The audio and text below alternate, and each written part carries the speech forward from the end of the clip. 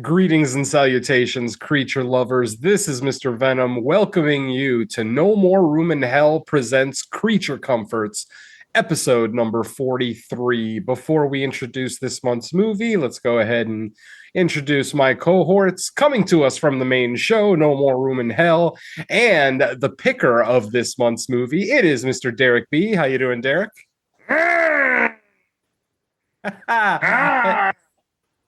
I'm not sure if he's quoting Bella, Glenn, or Boris. Or Boris. Awesome. Could be all three. Could be fucking Peter Boyle for all we know. Oh, no. And also joining us, as always, coming to us from Fresh Cuts and the Horror Countdown podcast, it is Mr. Don Anelli. How you doing, Don? Yeah, what's going on? Always happy to be here. All right, folks. Well, as some of you may know, this turns out to be a quick turnaround as we wanted to go ahead and get our October episode out actually in the month of October.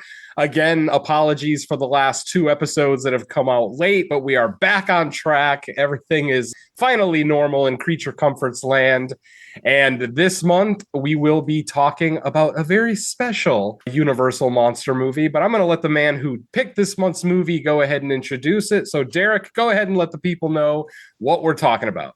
Yeah, I decided our first season of Creature Comforts, we did in October right away, we did the Wolfman. Mm-hmm. So I was thinking, it's been a fight. We did Creature from the Black Lagoon, it's later, 50s Universal.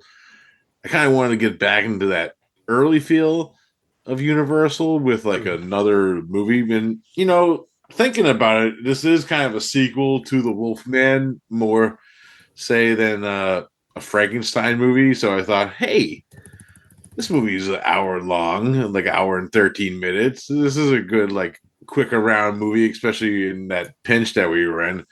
Mm-hmm. Yeah, let's just get a little Universal in, and I decided to check out Frankenstein Meets the Wolfman from 1943. Yeah, it's a movie. I thought you might have picked it because this is episode 43, and this movie's from 1943. But imagine. I guess that was just coincidence. Yeah. Well, there you go, folks. We are looking at 1943's Frankenstein Meets the Wolfman.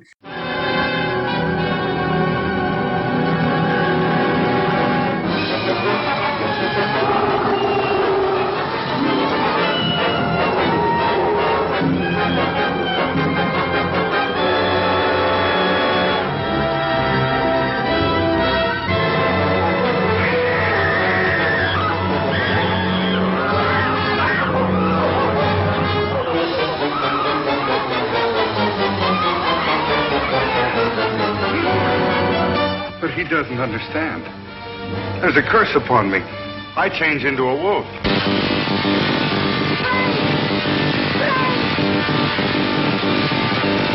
Listen to me, Peg. I saw my father become obsessed by his power. He died a horrible death. There's no need for us all to storm after her. She'll come in if I ask her. Why should we treat her so fancy? She's a Frankenstein.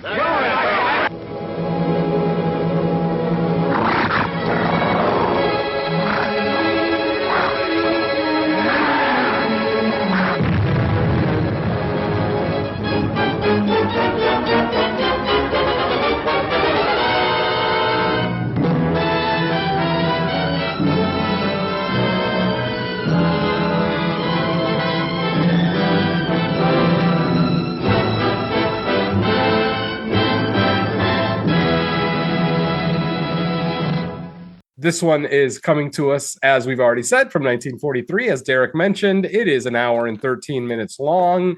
And our synopsis is as follows. The resurrected Wolfman, seeking a cure for his malady, enlists the aid of a mad scientist who claims he will not only rid the Wolfman of his nocturnal metamorphosis, but also revive the frozen body of Frankenstein's inhuman creation. Kind of a long-winded synopsis for this one, for what turns out to be a fairly simple film. But this one is directed by Roy William Neal. It is directed by Kurt Siodmak or Siodmak. What is it? Siodmak. Siodmak. Okay, I'll go with that. And of course, it stars our friend Lon Chaney returning to his role as Lawrence Talbot. Ilona Massey coming to us as Baroness Frankenstein, the daughter, right? I get kind of confusing because she mentions like a grandfather too. Yeah, that's exactly. That's why I was asking.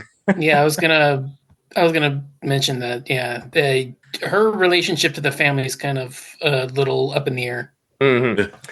And we also have Patrick Knowles, and we have a very special appearance from our friend Bela Lugosi, coming to us this time as Frankenstein's monster. Yes, no Glenn Strange, and of course not our classic Frankenstein. So we've got old Bela filling in the role here. We'll talk about how we think he did in a little bit, but let's go ahead and bring back Derek. He is the man who picked this movie. And let's go ahead and start with some general thoughts. So, Derek, go ahead and tell us a little bit about your history with the movie and what you think of it overall. Yeah, I've seen it a bunch of times when I was a kid. It's kind of like that first big monster meets other monster movie that, you know, it's kind of, even though the movie is kind of very fast paced and fucking kind of like it just goes right in there like 45 minutes and you finally meet Frankenstein. But other than that, it sets it up as a sequel to the Wolfman pretty well in that sense, where it takes place like 4 years later. Lawrence Talbot wakes up. I really dig that aspect of the movie. Yeah, it's kind of like that thing where like a lot of these movies where who gets the more balance, like Freddy versus Jason's kind of more of a Freddy movie than a Jason movie. It's kind of like the same here. The Wolfman's kind of the main antagonist of trying to find out Frankenstein's diary, and then he finds the monster, and then he finds Baroness Frankenstein, and goes from there. It's kind of like the same setup. Freddy needs people to remember, so he gets Jason to remember people, and then he fucking fucks up, and then they fight. It's kind of the same.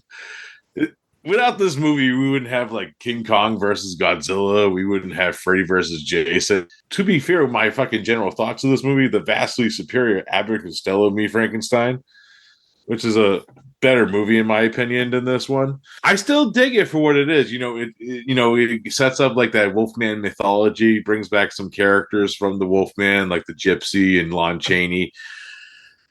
Now, my general thoughts on Bela as the monster, I kind of have some background on that. I don't know if you want me to save that for a little bit later when we get more into it or not. That's up to you, brother. Bela didn't really get a fair shake at the end of the day in his portrayal, because this movie's also supposed to be a sequel to like Ghost of Frankenstein, where that's the reason why they kind of casted Bela Lugosi as the monster, because in the Ghost of Frankenstein, Bela Lugosi's character, Igor, got his brain transferred into the monster's head. So actually, if you've seen the end of that movie, the monster talked like Igor. That's kind of the reason why they cast just Bela Lugosi in this role, because he was originally supposed to have dialogue, which was put the kibosh because of Hungarian accent of Igor. Imagine seeing the whole movie. So he has very little to do, and actually a lot of his like subplots of the monster kind of get lost because that dialogue is gone. Because in the beginning of the movie, the monster is supposed to be blind when we first meet him, because that's what happened in the end of Ghost of Frankenstein, where he was like in the fire and stuff.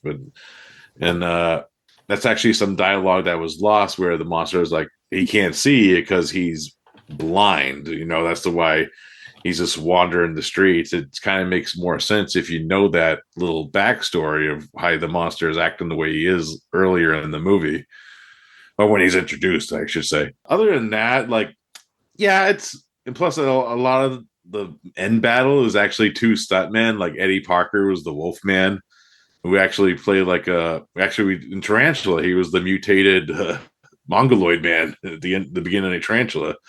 Same guy played the stuntman for the Wolfman. And I think I forget who the stuntman for the Franken, because I think Lugosi actually like hurt his back and shit with the prosthetics and shit too. Kind of like the same with Karloff in like the first movie. But yeah, it's an interesting like aspect of what could have been.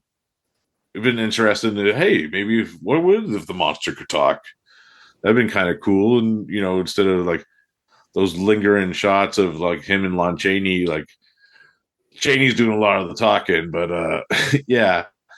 And then they throw like the townspeople are fucking retarded in this movie. They're the fucking worst parts. Like they cause half the fucking chaos, for Christ's sake. We'll get into that, but I think there's some things I do like about this movie, but there's some things where like, but it's still a fun watch. It's only an hour and 13 minutes, so it didn't fucking really make it or break it for me. If this was like a 2-hour long movie, then I would have some fucking like Frankenstein versus the Mummy. All right. Well, I'm going to come in here next because I have so many questions. This was actually a first-time watch for me, believe it or not. I, of course, love the Frankenstein franchise, probably my favorite overall franchise of the Universal Monsters. I love the original. The Bride of Frankenstein is actually my favorite Universal monster movie overall, bar none. Ghost of Frankenstein also works for me in a lot of ways, too. So going into this one, I was moderately excited. I did not realize that Bela Lugosi actually played the monster here. And the funny thing is I feel like if I knew the information that Derek just gave us, I might have enjoyed the movie a little bit more, because literally in my notes, I have, why does Bella look asleep throughout the entire movie?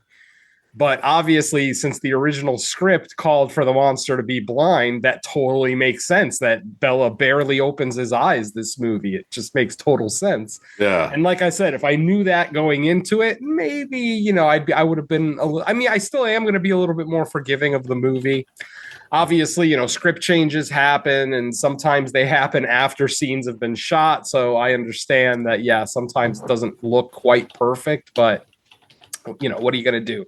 You take the good with the bad when it comes to Universal. Thankfully, it's more good than bad, so that's always good. So overall, I did enjoy this movie. It is solidly a Wolfman movie. I think this is more a Wolfman movie than even Jason versus Freddy is a Freddy movie. Like this movie is an hour and 14 minutes, and it literally takes 40 minutes. That's more than half the runtime of this movie before we even get to Frankenstein's castle. And then it's probably another like 2, 3, 4 minutes before we actually see the monster, frozen in ice. And it's just one of those things where I'm sitting here scratching my head, and I hopefully, Derek and I kind of spoke about this earlier, but man, Universal just loves giving Frankenstein top billing when he does not deserve it. This movie absolutely should not be called Frankenstein meets the Wolfman. It should be called The Wolfman meets Frankenstein, because Frankenstein doesn't meet shit. He's frozen in a wall. It's the Wolfman who frees him. Well, to be fair, Frankenstein's dead. He doesn't even meet him. It's the monster. Exactly. Well, yeah, Doctor, you got to realize I call the monster Frankenstein, and I will never be corrected on that, because, folks, if you read the original novel, Frankenstein, the Human Prometheus, Frankenstein calls Dr. Frankenstein father. Yes. Once he learns to speak, he calls him father. So what the fuck would his last name be if Dr. Frankenstein is his father? I'm pretty sure I can still call him Frankenstein and it's still correct. So yeah, there you go. That's the defense I've always used. He calls Dr. Frankenstein father, which makes him a Frankenstein. So there you go. Yes, exactly. And then there's another example of this too, with potentially my second or third favorite Universal horror movie, Abbott and Costello Meet Frankenstein. Now, again, we don't see Frankenstein until halfway through that movie.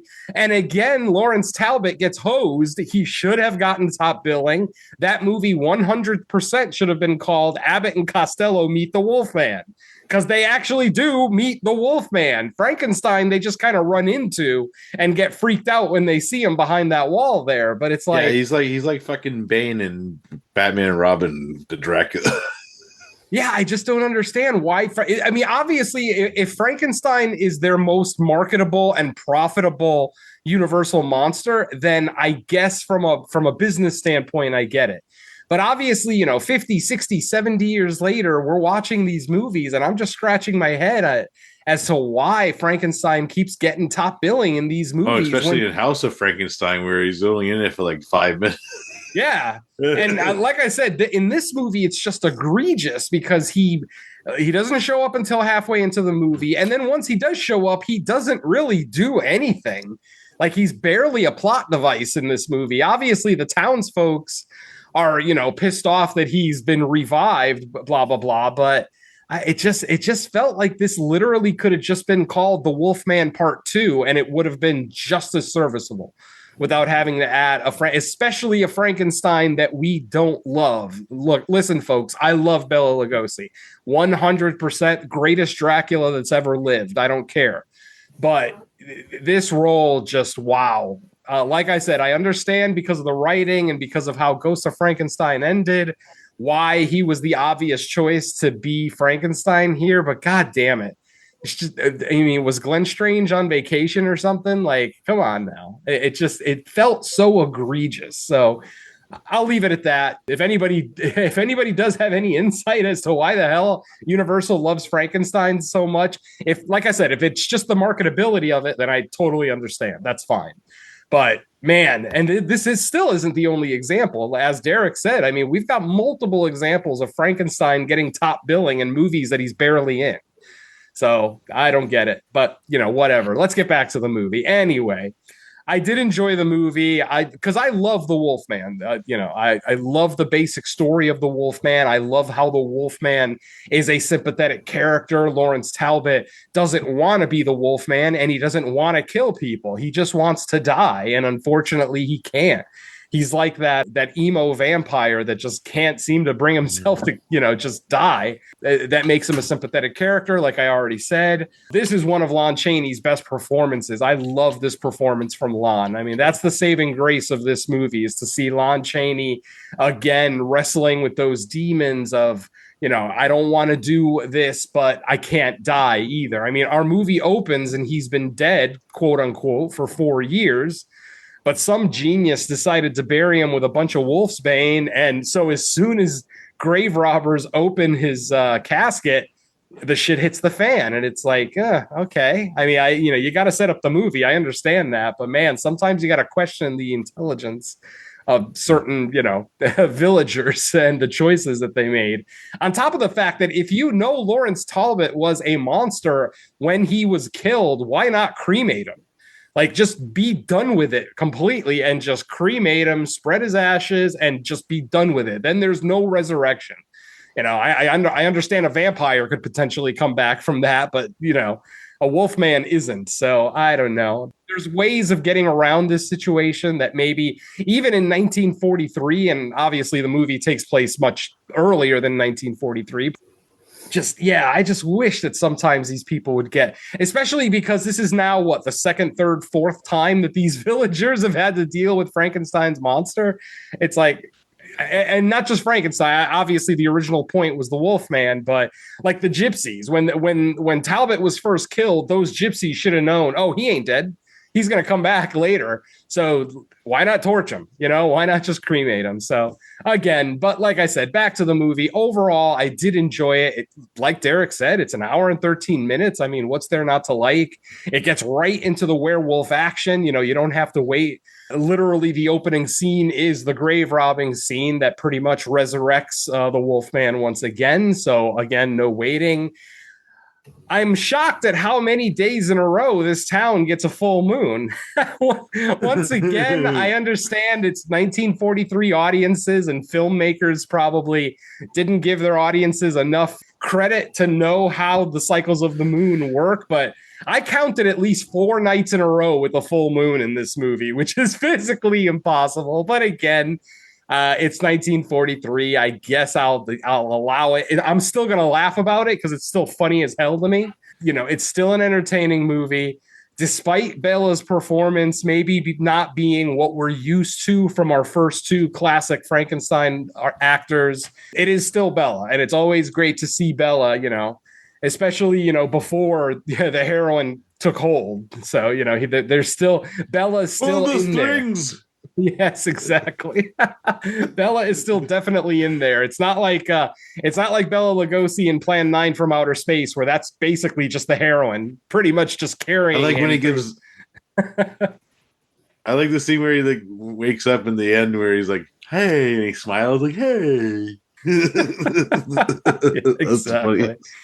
Oh man. So yeah, what are you gonna do? It's still a fun movie, if not mildly flawed. Like I said, from its title to maybe its storytelling to its choice of Frankenstein monsters, but ultimately, Baroness Frankenstein is gorgeous, of course. Good-looking lady, not hard to look at.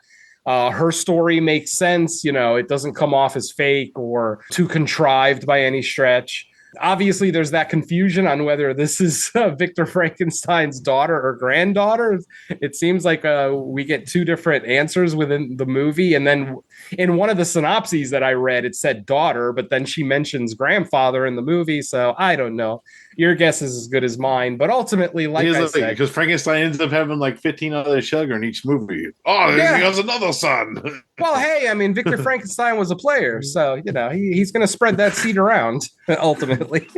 All right, so like I said, overall, I enjoyed it. It is a slightly flawed Frankenstein, should I say, werewolf movie, because I'm not going to consider this a Frankenstein movie, despite him getting top billing. But I would still say it's an absolute must-watch. I mean, these pre-19 55, 56 Universal monster movies are all essential viewing.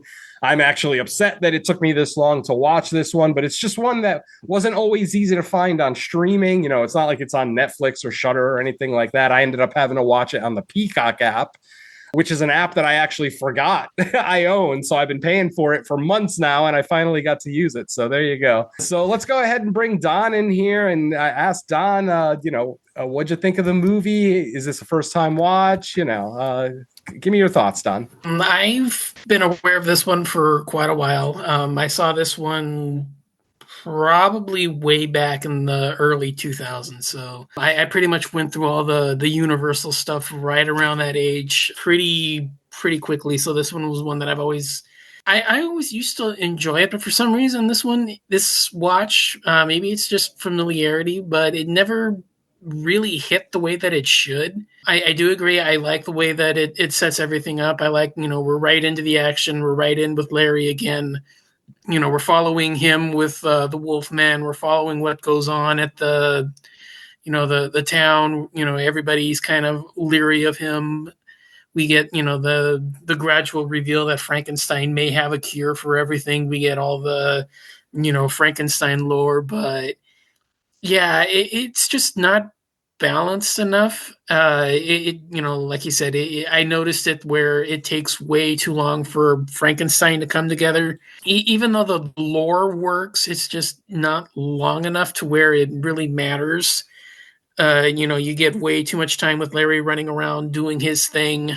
We get way too much time with the romance, or I mean, it's not necessarily like a true romance, like kind of how we were discussing with the '50s monster movies, but and I mean, he's still kind of semi attracted to her, and he is still kind of semi using her to fulfill the woman who's there to use her true love to save him from the curse, kind of a role. So that to me, I still think that counts. We still get that. We still get a lot of the familiar tropes of the werewolf cycle, and then we just get Frankenstein kind of shoehorned into the second act, and it doesn't really balance as much as I thought it did.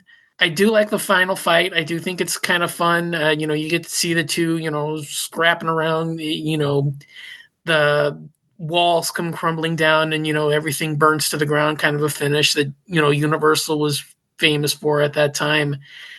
I enjoy it, but again, it just didn't really mesh as seamlessly as I thought it did. The Baroness is, kind of like a wonky family member. You don't quite know where she is, what she's doing this for. Who she wants to fuck? Yeah, she's just kind of introduced, and then that's kind of it. But yeah, overall, I still enjoy it, not as much as I used to, but yeah, it's still up there. Probably, I would say like maybe just like a notch below Abbott and Costello meet Frankenstein is like the best of the mashups. Just because the others weren't really all that good. I don't really care for Dracula or House of Dracula and House of Frankenstein. I'm not a huge fan of either one of those. I think they're both kind of plotting and boring. So I'm not. I do like this one a little bit more. But yeah, there's some definite improvements here. Maybe if this was a little bit of a longer running time, maybe if it got a little closer to like an hour and a half, maybe it would have been able to bring some extra plot points in that would have, gotten Frankenstein involved a little earlier. But either way, I enjoy it for what it is. But yeah, it's not one that I would have been gushing about if we would have covered this maybe earlier. So. Yeah, I agree, and I agree about House of Frankenstein and House of Dracula.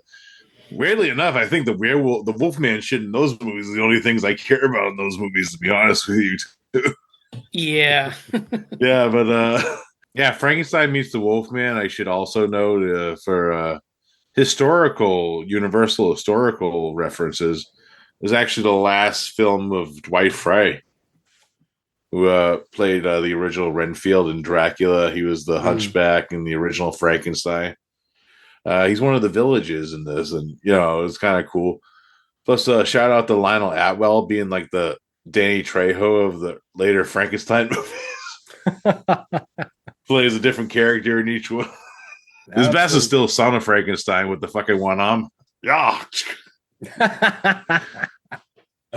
All right, folks. Well, let's get into our story. It's not too incredibly complicated, thankfully.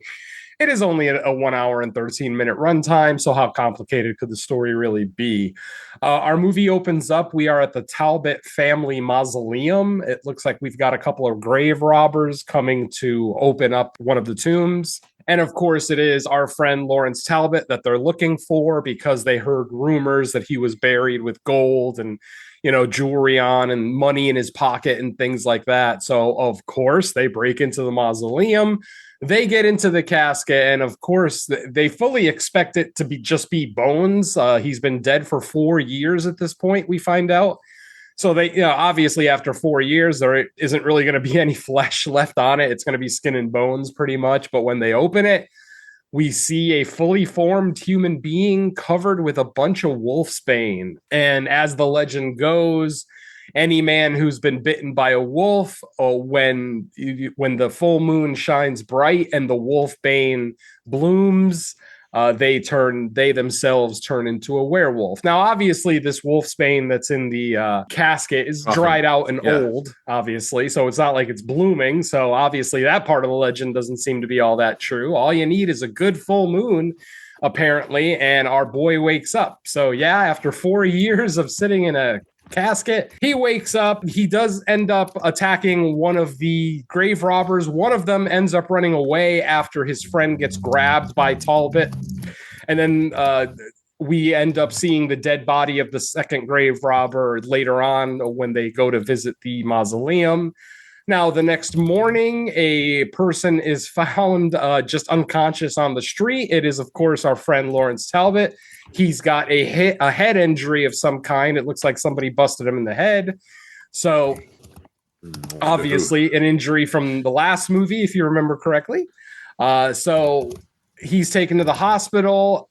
And when they ask him his name, he remembers his name and he actually introduces himself as Lawrence Talbot because he's unaware that he's actually been dead for the last 4 years. He's confused about where he is, how he got there, the basic stuff. But yeah, he introduces himself as Lawrence Talbot. Obviously, no one in this town knows that name, so they just take it at face value. But then the police investigator in the town decides to look up some information about Lawrence Talbot and finds out that he has been dead for 4 years. So, of course, the police inspector doesn't believe that this is Lawrence Talbot. He thinks that it's somebody posing as him. But, of course, our friend Lawrence just, keeps saying, no, I know who I am. I know what I am.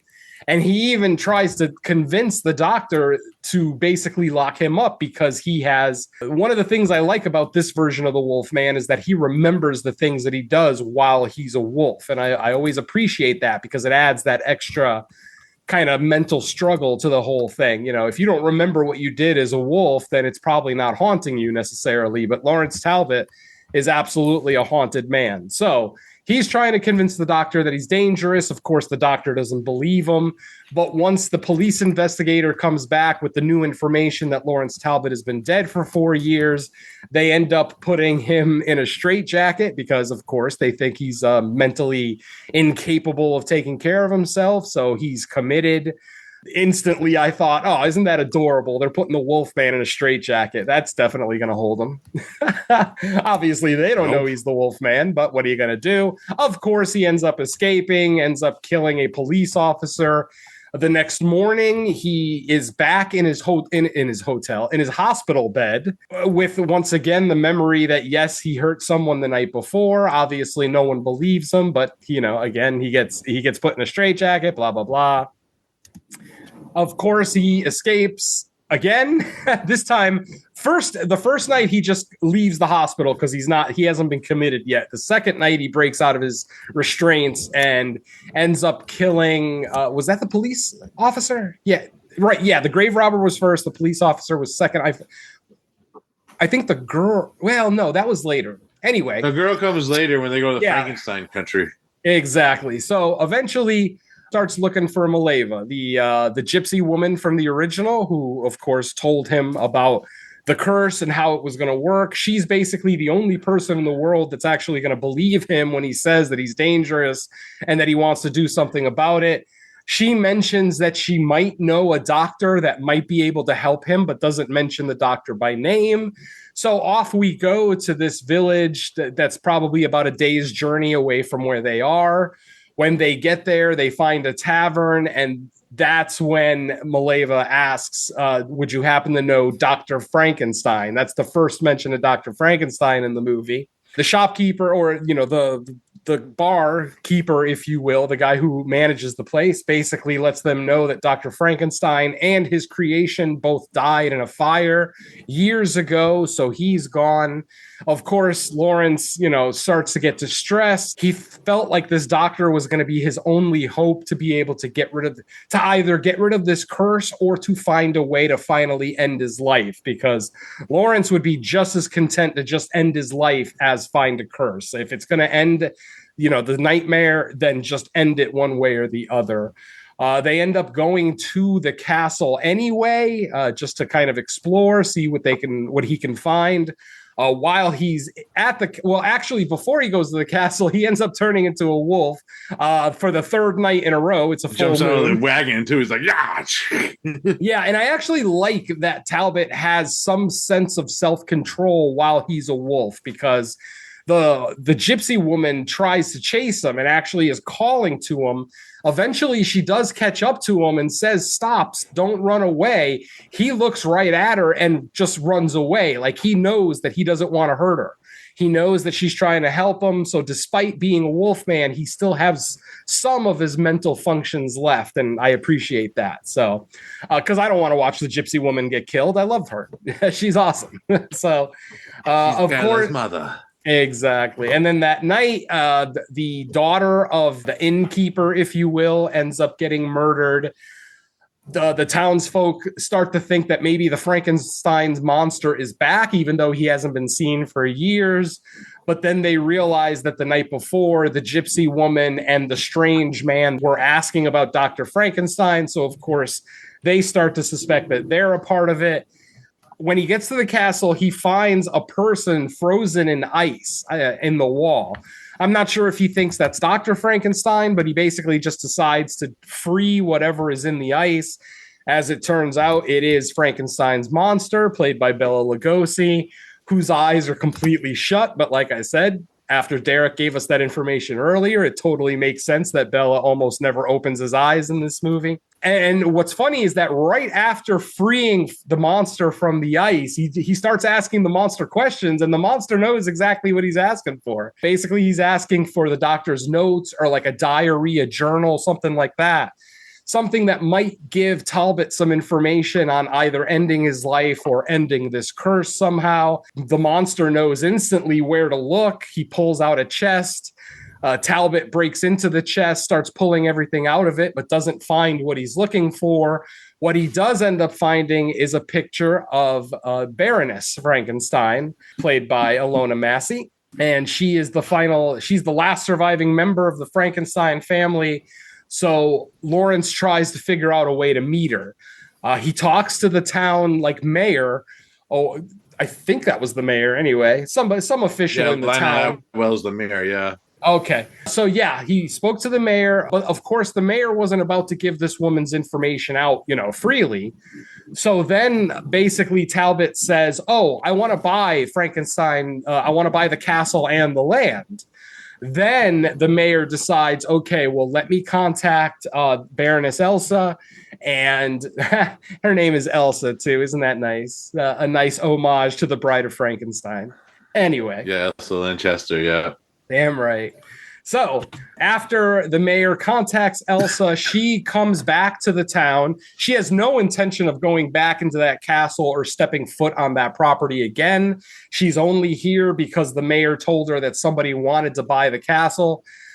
Then Lawrence Talbot shows up, but he introduces himself as Mr. Taylor, basically, disguising his identity. Once he's alone with the Baroness, he admits to her, well, actually, I don't actually have any intention of buying your property. I just really, really needed to meet you, and the mayor wouldn't give me your information unless I told him I was going to buy the property.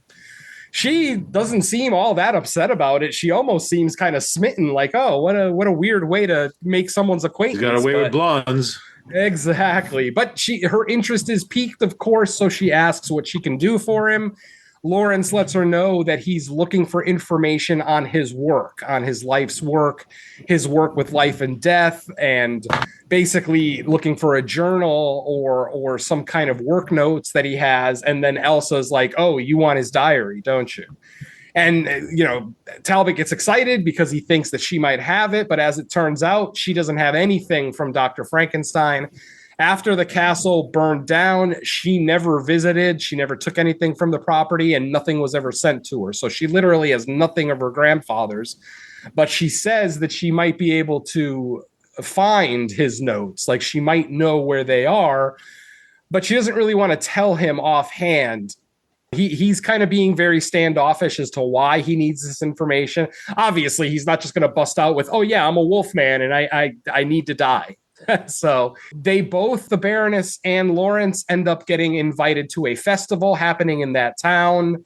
During the festival, a local sings a song that happens to have a lyric in it that Lawrence Talbot takes a little too personally. He actually thinks that the guy is singing the line to him, which just seems silly to me, but whatever. And Lon ends up making a scene, and, basically the singing and dancing all stop. At that point, he then lets Elsa know the truth that, yes, I need to find this. I need to find your father's notes because I need to end not just my suffering, but I need to stop the trail of dead bodies that I'm leaving behind me everywhere I go. And then the doctor, Dr. Mannering, the doctor who was treating Lawrence back at the hospital, actually follows him to this town, to Frankenstein's town, ends up catching up to him. And then that's when Lawrence basically tells the truth about his identity to Elsa and, exactly what he's looking for. She ends up agreeing to help. They go back to the castle. Oh, I forgot to mention that during the festival, right after she agrees to help him, Frankenstein's monster just fucking shows up for no reason. I would imagine he was drawn because of the music, because if you remember correctly, Frankenstein loves music. Maybe the music of the festival kind of attracted him, piqued his interest. So he's literally just blindly walking up and down the streets of this town. All the townspeople know instantly who he is. Obviously, this whole town has lived in fear of the Frankensteins for Lord knows how long, to the point where pitchforks ready. Yeah, to the point where some of the people in this town are just absolute assholes. The innkeeper is such a dick. Yeah, the innkeeper's such a dick. Yeah, he's the fucking worst character of this movie. Yeah, he really is. He's just, it's the nature of racism to obviously, yes. She's a Frankenstein. Yeah, he accuses the gypsy of being a murderer. He accuses Elsa of being a murderer. At one point, he accuses Dr. Mannering of being a murderer. It's like, Jesus, dude, everyone who you don't know is a murderer? Is that how it works? What the fuck? Yo, plus the doctor's MO is fucking wild card later in the movie. Like, exactly, yeah. So, like I said, they go back to the castle. They run into Frankenstein again. Frankenstein's a little, pissy because he was driven away from the festival, but Talbot is able to calm him down, and basically they made friends right away, which was interesting. Obviously, he broke Frankenstein out of the ice, so obviously Frankenstein's probably somewhat thankful for that. So eventually, yes, they do find. I think they do find the journal, and then they find the lab with the machines that are in there that have been partially destroyed by the fire. But Dr. Mannering is convinced that, I actually should be able to put these machines back together. They're in good enough shape that they're not completely destroyed. They just kind of got dismantled in the fire. So damn villages. Yeah, exactly. So he's able to put everything back together. They find out through reading Dr. Frankenstein's notes that there's probably nothing that they can do to actually cure Lawrence Talbot, but what they might be able to do is transfer the curse. Not just the curse, but his actual life force. So basically, Lawrence is of the understanding that this is probably going to kill him, but he's okay with that. He's like, if it'll get rid of the curse and I just keel over and die, I'm happy with that. No problem. So, of course, since there just happens to be a body with no soul right there, Frankenstein's monster, they decide to try to transfer Lawrence's life force into the monster to then free, Lawrence from the curse. Obviously, shit hits the fan. The machines start to short circuit. A fire ends up breaking out. And then the fight begins. And then that's when we get our long fight between the Wolfman and Frankenstein, which was a fairly impressive fight for the time, obviously, for 1943. No, he was doing like some drop kicks and shit. Exactly. This was almost lucha libre type shit going on here. So yeah, I'll give him credit. Obviously, I didn't realize it was stuntmen doing it. I actually thought that this was Lon and Bella, but that's stupid because Lon and Bella were both. Good. It's good editing. They edited like a few exactly inserts of like the faces. You know what I mean? Yeah, exactly. I should have known at their elevated age that they weren't going to be doing these kind of stunts, but hope against hope, I guess. So, like I said, they end up continuing to fight. A fire ends up breaking out in the castle, which somehow causes an explosion, which destroys the dam. Basically, Frankenstein's castle is right next to a dam, holding back a bunch of water. The explosion in the castle ends up bursting the dam. We see, and with what's actually a pretty decent looking miniature, I actually thought for the time, again, for the time, I just thought it looked really nice. So the dam breaks. the water starts flowing towards the castle. We start seeing small chunks of the castle actually getting worn away by the water. They're breaking down. A Wolfman and Frankenstein are still inside the castle fighting. Dr. Mannering and Baroness Elsa end up escaping and, leaving the two monsters to do their thing. Eventually, the castle completely falls over. It is completely destroyed, and our closing credits start to roll. Obviously, with monster movies of the time, we don't usually get like that specific confirmation at the end that either yes, they're dead or yes, they're not dead. So it's the kind of thing where we just kind of take it at face value. Obviously, it's a franchise, so you're gonna see them again, I'm sure, many times. So take the ending with a grain of salt. But yeah, that's pretty much the gist of our film. Like I said, it's a simple story. It's basically just the Wolfman looking for a cure once again, basically. And for the first 40 minutes of this movie, before we actually get to Frankenstein Castle, this literally feels like the Wolfman Part 2. It literally feels like it was a direct sequel since, he dies at the end of the Wolfman. 4 years later, he's resurrected by these idiot, grave robbers in this movie now. So it's really just a continuation of that storyline. And as a sequel to the Wolfman, I can accept this a little bit more than the first Universal mashup because, as all three of us have said, the movie is fairly problematic. It's got its issues here and there with, casting and storytelling and things like that. But for the most part, it's still a pretty fun time. I definitely didn't hate it. I just feel I'm closer to Don than I am to Derek, where it's not something that I'm going to return to too often, not nearly as often as like an Abbott and Costello meet Frankenstein or something along those lines. But still, it's definitely good to knock this one out. It's literally one of the last Universal monster movies I had left to watch. I think I've got one more Mummy movie left, and I am complete on watching Universal movies. So let's go ahead and bring my co-host back in, and let's go with Derek since he picked this movie. Tell me, how did you feel about the mashups? This being the first Universal mashup, aside from the casting and the changes in the script, do you think that, improvements could have been made? Do you think that they could have worked more with Bella on his role? Just tell me overall what you think could have been improved. The thing that I would want to see in maybe a modern telling of the story is maybe have those scenes of the monster talking. That would be kind of a cool aspect instead of being just a lingering monster. Because to be honest with you, you've seen that through fucking 5 movies already. Yeah, that was one of the things that always bothered me about the Frankenstein franchise. As much as I love it, the inconsistency with the monster talking. It's one movie he doesn't, the next movie he does, the next movie he doesn't. It's and then this movie he doesn't.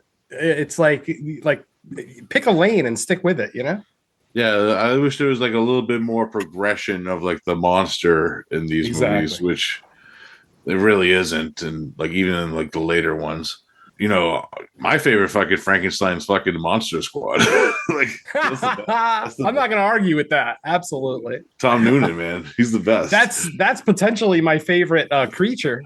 Gilly. Gilly is absolutely terrifying in that movie. So yeah, I know exactly what you mean. It has even a great Dracula. He's a great asshole. Yeah, I mean, for a kid's horror comedy, man, or a family horror comedy, I should say. Yeah, those monsters have no right looking as good as they do. Even the Wolfman, who's got nards apparently, still looked pretty damn cool. That was actually my second thought. We would probably, maybe we'll say that for next October though. Yeah, no, that's a great Halloween movie. Most people I know watch that every October.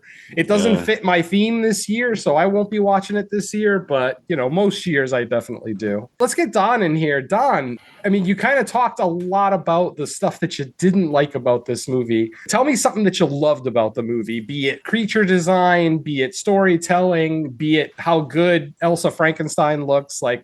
Give me one thing that you loved.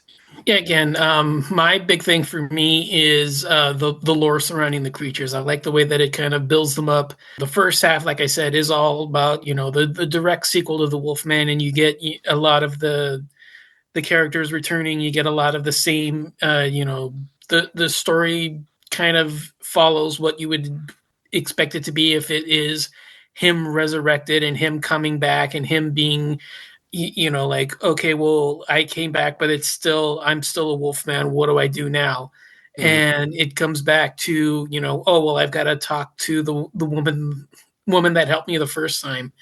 And, even though it's not necessarily much about Frankenstein, the idea of bringing him back and bringing him in as a direct sequel to the Wolfman, I really like that first half of the film. Like it doesn't really bring Frankenstein into it.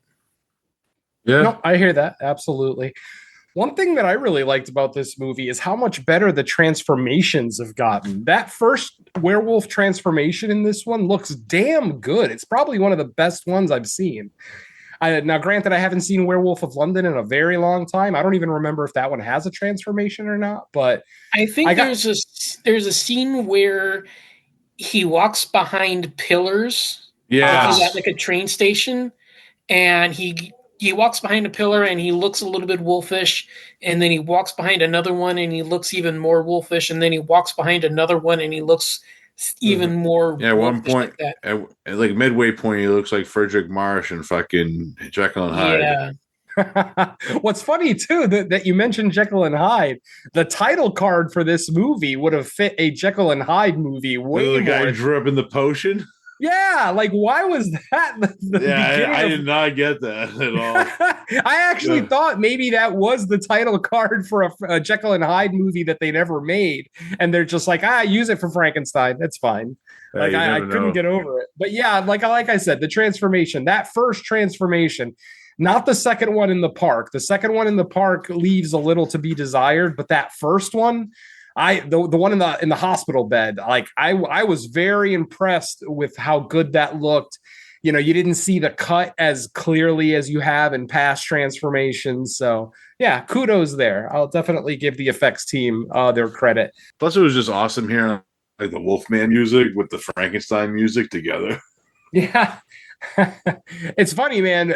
The music playing during that title card started to sound like the classic Superman theme. Not Christopher Reeve. I'm talking all the way back, the black and white Superman. Like I'm like, wow, that George sounds Reeves. almost.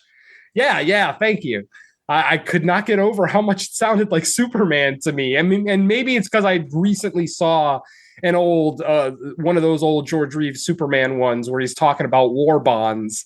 I think it was part short, part PSA for like war bonds. But yeah, the music, it just struck me as, whoa, that's almost Superman. But what are you gonna do? I'm not complaining necessarily, just kind of pointing it out. Well, folks, that's about all I have in my notes. So I will go ahead and turn it over to my co-host to see if they have any closing thoughts before we get out of here. So, Derek, once again, the man who picked the movie, any closing thoughts before we go? Yeah, if you like little monster movies and you have the Peacock app, I watched this on because I have like that huge fucking Universal Monsters fucking Blu-ray box set, which I actually won from Jason Lloyd years ago. Nice. Yeah, I watched it in that, which I actually own this movie in fucking 2 fucking different discs because weirdly, like if you have the Frankenstein collection comes with the movie, but then the Wolfman collection comes with the movie. I own fucking 4 copies of Abbott and Costello Meet Frankenstein in that collection. It's fucking crazy. Like I get it. I think I own it on 2 different formats too, just because I love that movie. Oh yeah, but yeah, if you either have that or Peacock, I say check it out. It's a quick watch. Exactly. Yeah. I mean, if you have the Peacock app, there's no reason not to watch this. Hour and 13 minutes. It's a quick watch. It gets right into the action, so there's no boring character development. If you're more of a Frankenstein fan than a Wolfman fan, you might be a little disappointed with the first half of the movie, but it's still worth it to see Bella, play Frankenstein in a very weird blind Frankenstein performance that I didn't know he was supposed to be blind. So, like I said, the next time I watch this movie, having that information in the back of my head, I'll be able to appreciate Bella's performance a little bit more. Don, anything you want to add before we get out of here? Better than what I made it out to be, but yeah, just because I've always been of the opinion that this was like the best one after the solo films. Like this was like the one that after the original Wolfman, this was the one that I liked the most. So gotcha. It's not that it's a bad film. It's just one where, my old ranking for this watch was this one was the best. It not being as good as I thought it was, it kind of left me just a slightly disappointed, but it's still really good for what it is. All right, folks. Well, there you go. That's Frankenstein Meets the Wolfman, 1943. So once again, this is Mr. Venom on behalf of Don and Derek, thanking you all so much for joining us. We are finally back on track. I will absolutely make sure this episode is out well before the end of October, as today is what? Today's the 16th. So I've got plenty of time to get this out before the end of the month. So look out for that. And then we'll be back on track for November. So your pick, Venom. Yes, back. Wait, no, I just picked Tarantula, didn't I? I think it's Don. Was it Don's pick? Yeah. I just did Tarantula. They meld together. No, I hear you. Yeah, Don's last pick was Night of the Demons. So yeah, it's on Don again. It's Don again. Yeah. Yeah. Well, I'm going to say this right now. In the tradition of me being able to use podcasts to kill two birds with one stone, in honor of next month being Italian Horror Month, we are going to be looking at 1984's Devilfish. Oh, awesome. I love Devilfish. That's so good. Oh, yeah. Oh, I'm excited. All right. Yeah, that's great. Oh, man. I mean, other than getting to see that guy's nutsack real quick in that one shot, I can live without that. But otherwise, yeah, Devilfish is great. So there you go, folks. You got your homework for November. Check out Devilfish. If you can't find Devilfish streaming on its own, it is also a great episode of Mystery Science Theater. That one is a little bit easier to find. So, check that out and then join us next month for episode 44 of Creature Comforts. So once again, this is Mr. Venom saying thank you, and we'll see you next month. Let's say goodbye to the folks. Later. Take care, folks.